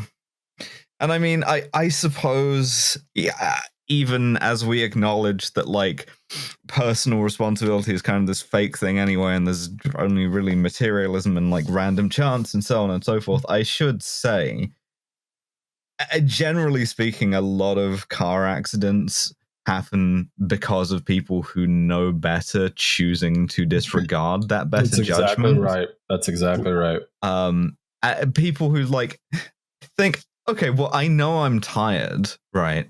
I know I'm too tired to drive, but I think I can probably get away with it. And I would say, I think that's the mentality. I think I'll be fine. Yeah, I'm only going. Take this as a salutary lesson of, okay, yeah, maybe, but equally, but very much maybe not. Yeah, equally, maybe not. Equally, maybe you're watching this happen, and you just have to deal with that. People I still have people who think that traveling by train, and maybe this is even worse in North America, right? Because the programs where a freight train bursts into flames and eviscerates a town, those programs are popular, right? But rail is still globally, even in North America, is still the safest way to travel on land. Mm-hmm. Like by a long shot, safer than walking. By the way, yeah, 1,000 times more likely. It's like those are the numbers. You're like 1,000 times more likely to suffer something happen to you on the walk to the station than you are once you're in the train. Yeah. Incidentally, one of my favorite little statistical things is that you can actually measure this. Drunk walking is almost as dangerous as drunk driving for you. Yes, that sounds about right. It's true, though. Yeah, no, but I kind of understand that. It's the same reason people get scared of flying. It's like because we have this idea of like personal responsibility and personal autonomy baked into like our society so deeply. You're just like, I don't want to give up that control to like some faceless guy way up front who like, yeah, okay, theoretically I'm aware that he's like passed a bunch of tests and like training and stuff, but like, it's not me. I can't vouch for all of that. So, what the fuck, right? I guess the point is like, cars murder more people than any other kind of transportation system out there. And this is something which is not going to be fixed by like electric cars or something like that. What about autonomous cars? They're not real. No. They're not real. No. Autonomous cars are not real. Sure? No. But people shout at me so much telling me that they are real. No. Autonomous cars are not real. No. Free your mind, Gareth. They're like birds. They're not real. Because autonomous vehicles will solve our problems. Then we can have 75 cars. Get in the pod. 73 cars going through an intersection all at once from 4 different directions, killing 73 pedestrians each. Yeah, listen, if you like driving on paved roads on rubber tires that much, get a bus. I am working on it. That'd be nice. Are you ready? Are you ready for the GTI limo bus? Are you ready? Yes. VMAXing the Metroliner. All right. I put a slide in here for Gareth because I know he likes this. Oh yeah, sorry everyone. Yeah, this was going to be me saying this is what I'm supposed to do with my day job is this stuff, which is this is the most beautiful bit of railway track in the UK. Look at it. Where is it? This is just south of York. This is the first 125-mile-an-hour switch installed in the UK. Ooh. For the Selby diversion back in the early 80s. And for me, it's like hope. It's like people, even back then when the Treasury was still a nutter and didn't spend money on anything, and Thatcher, they had a bit of they could create nice things with a bit of foresight. This is still doing exactly what it needs to. It's not at capacity yet. It's great. But also, making this stuff is my day job for anyone who's like, what the hell does that guy actually do? The concept of 125 mile an hour switch is mind boggling to me in America, where it's we'll have like 125 mile an hour railroad, but make you slow down for 45 miles an hour to switch tracks for some stupid reason. They're going to be 140 mile an hour turnouts on HS2. Oh my God. Yeah. I mean, those are long. Oh, too bad XR is going to get you first. Sorry, Gareth. I'm going to stand in front of the tunnel boring machine. No progress. Everything must remain the same. Well, isn't there like whole like thing that they think they should just upgrade the West Coast main line, despite the fact that it would require more construction and be more disruptive? Yeah. Like we also did that, and it cost like the best part of 15 billion quid, and it's already full again. And you'd have to do that on the East Coast main line here too, and also the Midland main line, which is imaginatively the one in the middle of the East and West Coast. All of those, you'd have to upgrade them all, and it would take probably 40 years. So that's fine. Just in time for like both of the coastal ones to sink into the fucking ocean. Yeah, that's it. What's the difference between the Midland main line and the Great Central main line? Oh, well, one of them was built by the Midland Railway Company, and the other was built by actually, it wasn't built by the Great Central Railway, because they didn't exist. It was built by the something in Leicestershire and something or other and something other joint line. It was like one of those railway companies that has about 20 words. No, the Great Central was built in the late 1800s, like the 1890s. It was all right, but then we ripped it up because Britain. Yeah. But it's not a high speed. It's not actually that. People say it's a high speed line. It's a lot less straight than the East Coast main line that we're seeing here in this picture. It's actually pretty weavy. But people, it's nostalgists. The people who shout about beaching and say we want to reverse beaching, but they don't actually know what that means. Yeah. Oh. All right. Yeah. So anyway, this talking is good because it means that we keep this slide up for a really long time and inflict it on all of your viewers. All right. Enjoy that, viewers. So look at it. Look at it. Look at the nice turnouts here. Yes. There's a footbridge that's right. So this photo, I took this on my phone right on the footbridge, which you can get to. It's fine. It's publicly accessible. I'd recommend it. It's my happy place. You might see me there, just like looking at trains alone. Yeah. Do we approach you, or are you kind of like a wild animal? Wearing a white carnation in my lapel. No, it's safe. It's okay. I once had a nerd off. We went for a picnic there with some friends, and there was another nerd who was like, every now and then we were just looking for trains with a 2-year-old kid, and the kid was waving, and the guy would be like, in 6 minutes, the train to Leeds is going to be going on that track, and we're like, okay, thank you. Thanks, bud. And I felt out nerded, and it actually felt good, weirdly. All right. What would this be? I'm now thinking like, what kind of turnout would this be in HO scale? Like, I'm thinking like this must be like 23 feet long in HO scale. See, I 3D printed a 2 scale OHO turnout. Not even 125 mile an hour one, like a 90 mile an hour one, which is the fastest that we have on the kind of the normal railway. And it's hilariously long. Like I think it was about 1.5 meters long. Wow. Yeah. So sorry to everyone who buys like fine scale turnouts and they think they've got a really accurate one and it's about 4 inches long. Nope. Guess again. All right. So on this show, we now have a segment called Safety Third. Shake hands with danger. Oh my. Wherein our viewers send in stories about unsafe workplaces they've been in or unsafe situations which they could not remedy through personal responsibility, right? Because I hate my grow. So what I've decided to include today is what the person who submitted this called the FedEx squishing incident. Okay. Oh, dear. boy. So, this person decided to apply for a FedEx job because there was a large demand for labor right around Christmas time, right? And it's an overnight job, so they could split a car with their mom, right? And it was going to be $19 an hour bonus pay. So they showed up day one for onboarding and safety training, right? And the HR person who was doing safety training kept complaining they were shoving 3 days of training into one session to make up for the Christmas rush, right? And they also didn't foresee consequences of that. Yeah.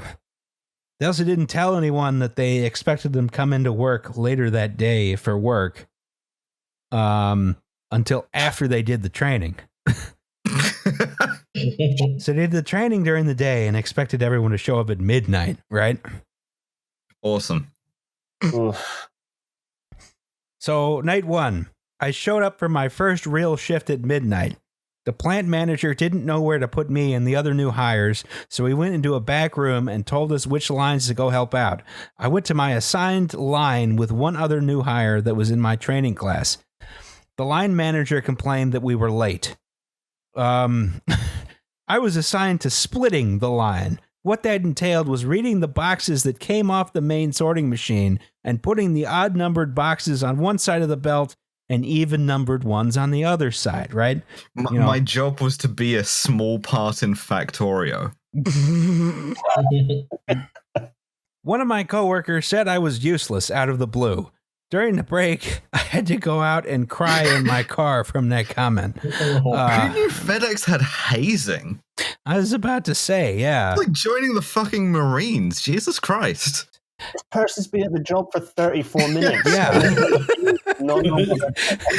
Just a guy in I'm just picturing like a guy in like the UPS brown uniform doing full drill instructor shit. Oh no, UPS is unionized. FedEx is not.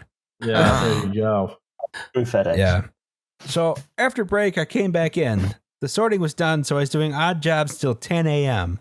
I wasn't told that break was at the end of the shift and that staying to help the morning shift was optional until after I did that work for the morning shift managers. At least I was making $19 an hour bonus pay. Night two, it was upstate New York, December. It was below zero, and any patch of exposed skin hurt while outside. On the way to the guard post to the main facility, I slipped on a patch of ice and hurt my elbow. But I got in, I made it to my line on time, right? Every shift started with a stretch to avoid injury. Oh, boy. My line manager just half-assed it. Now, there were fewer people on the shift than the night before. There were also more packages than the night before. The manager refused to help and just stood there chatting with the manager from the next line over. When I asked if I could get more help, he said, "You're the help." Cool. Oh my. All employees were told they had the authority to stop the belt if they felt their or others' safety was at risk. We had so many packages that I was getting buried at my post. Packages that were falling off the line were surrounding me on the platform I was standing on, so I didn't have a clear line to the staircase I was supposed to use to get on and off the platform. On top of that, people were placing missorted packages from other lines on the ground behind where I was standing on the platform, so I couldn't step off. Whenever the pile got too big for me to feel safe stepping over in an emergency and there were still too many boxes coming in for me to sort properly, I would stop the line to clear my workplace. My manager told me to stop stopping the line and get back to work. Oh, God. Continue to work under this pile of boxes. Yeah, like boxes of multi-pack floppy disks and flipping, I don't know, what is it? Is that a Barbie set that we've got in the sketch there? No, that's a barbell set. Oh, right. I mean, I don't know which is worse. Night 3, it started off just like night 2. We had even fewer employees on my line, but it was 2 nights before Christmas and we were behind. so there weren't any fewer boxes. My line manager wasn't letting me stop the line to clear my workplace, so I was only able to stand in one place, and during 1 or 2 breaks in the box flow, I was able to clear some, not enough to get off the platform safely, but some boxes in case of an emergency. And guess what happened? An emergency. Let's see. Oh, We see that coming. Shake hands with danger. There's a side conveyor belt that dudes with little trucks load boxes that are too heavy to go on the main sorting machine onto your line to sort, right? So, like this guy here, right? Mm-hmm. The conveyor belts had a lot of grip. That's the main belt here, which I think is one of these guys here, right? And so the main belt would drag boxes along, even if only a part of the box was touching it.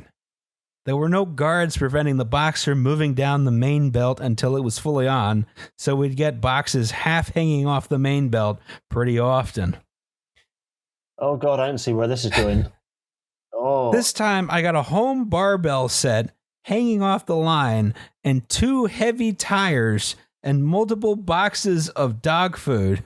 I'm feeling Pushing really it bad about along. ordering those barbells, tires, and dog food. And so they're right here. They got this barbell set here. They got dog food here, and they got 2 tires right here coming down the conveyor belt. Jesus. And then you got more I have dog seen food this episode of behind I it. Love Lucy. I couldn't step aside because of the boxes. At first, I thought I would be able to use my hip to add force to the box to help move it, but I just got pinched between the weightlifting set being forced at me by the conveyor belt and another 200 pounds of other items, and the chute to the side that odd-numbered packages were supposed to be sorted down, right? The normal force from my body overcame the friction of the belt, but I couldn't move. And I saw even more Chewy.com boxes coming off the main line towards me. So What a what? hell of a way to die. Sometimes it's nice to know that capitalism has not advanced beyond the movie Modern Times. This is literally like that you know, like the old timey mills where they had those weaving Mhm. machines that would murder children constantly. Yeah, I get paid pretty well, but I am a cog. No, like literally. I am. This job will kill me, but I get paid pretty good. I've never heard a more perfect description of hell than this.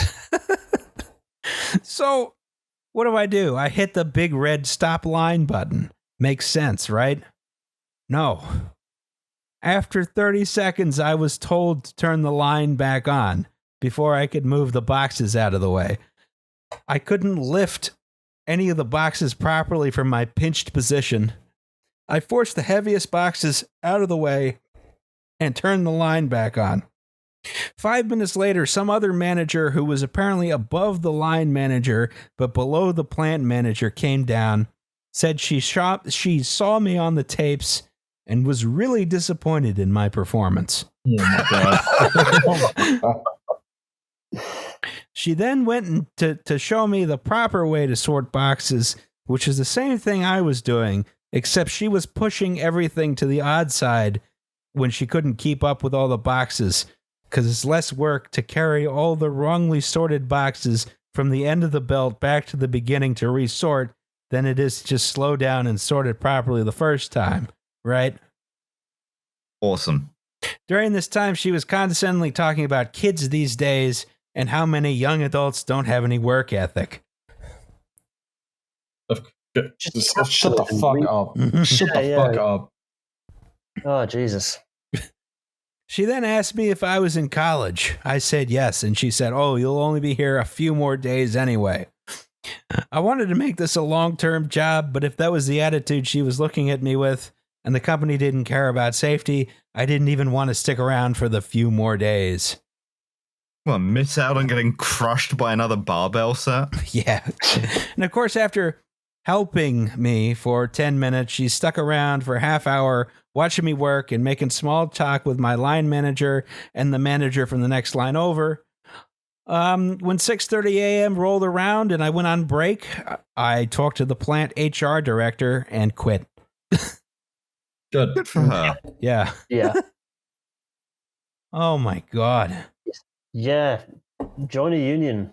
That's- Join a Yeah, union. join a Stop union. ordering tires off of fucking Amazon. Don't Yes. order a tire off of Amazon. That's a bizarre concept to me. It's like you're gonna order a pair of tires.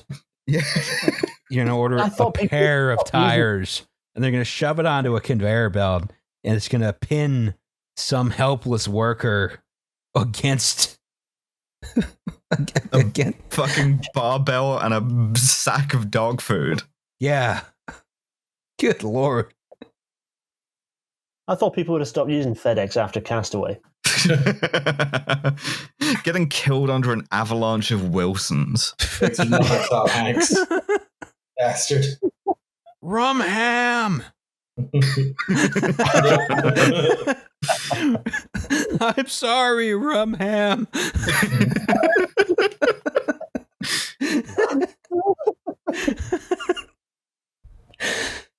Oh God. All right. Hell. So yeah. Stop ordering packages. Don't order any packages, Yeah. actually. Send us your safety thirds. Tell Yes. us about times when your life was in danger Nobody working. cared. Yeah. It's funny because like 3/4 of them are like from chemistry people. It's all chemical lab stuff. That's promising. Is that all about mashed up animals? Yeah. Yeah. Shake hands with danger. All right. So the next episode's on the Tacoma Narrows Bridge disaster. Right. And remember, Yep. only Well There's Your Problem reduces an entire workplace safety briefing to a soup-like homogenate in 30 seconds. Or your money back. All right.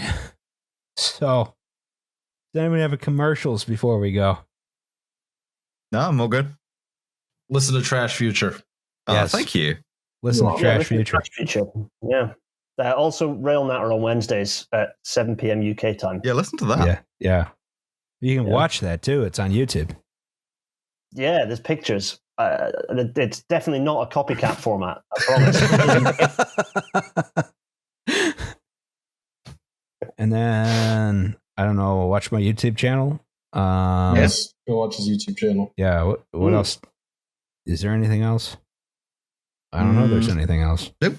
Vote for Jessica Rain if you're in Delaware on September 15th. Yeah, do that. Don't have to tell you to vote for Ed Markey anymore. I was about to say, get fucked. Fucking Kennedy's fucking out of here forever. Bullying works. All right. Well, I think we're good then. Bye, everybody. Mhm. Yeah. Yeah. Good night, everyone. Good night, everyone.